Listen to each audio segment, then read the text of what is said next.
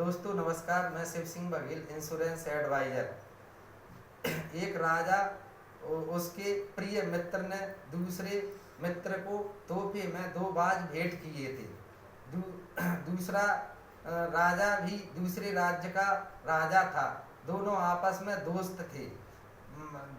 राजा बाजों को पाकर बहुत प्रसन्न था। बाज बहुत अच्छी नस्ल के थे। राजा प्रसन्न होकर उन बाजों को महल में लेकर गया।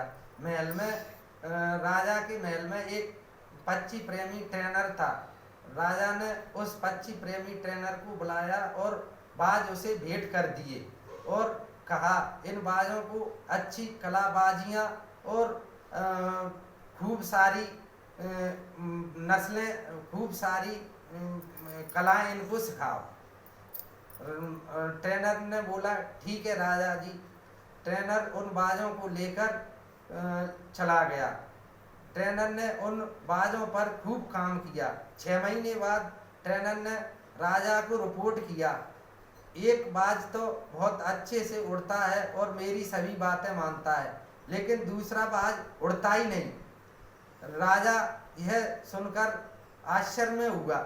उसने कहा, कोई दूसरा ट्रेनर हायर करो जिसकी बात वह समझे, जिसकी बात वह माने।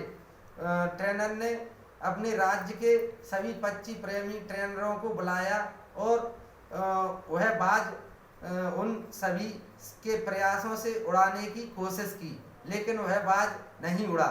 यह सब बातें एक किसान देख रहा था। उस किसान ने कहा, ट्रेनर जी, मुझे एक मौका दिया जाए तो मैं यह काम कर सकता हूँ। ट्रेनर ने कहा, ठीक है भाई, आपको भी एक मौका दिया जाता है, आप भी इसको उड़ाकर दिखाओ। किसान ने देखा कि वह बाज एक डाली पर बैठा है। उसने वह डाली काट दी। वह दूसरा बाज भी बहुत अच्छे तरीके से उड़ने लगा और सारी ट्रेनर की बातें मानने लगा, सारी कलाएं करने लगा। ट्रेनर ने राजा को रिपोर्ट किया कि अब दोनों बाज बहुत अच्छे से उड़ रहे हैं। राजा ने यह सुनकर आश्चर्य किया, यह सब कैसे हुआ। उसने कहा, मैंने राज्य के सभी ट्रेनर बुलाए, लेकिन उनने इस बाज को नहीं उड़ा पाया, लेकिन एक छोटा सा किसान ने यह कारनामा कर दिखाया। कारनामा कर दिखाया।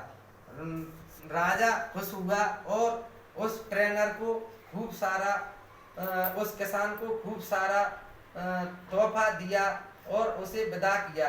तो यही हमारे जीवन पर लागू होता है। हम भी किसी डाली पर तो नहीं बैठे। वीडियो अच्छा लगे तो लाइक करें।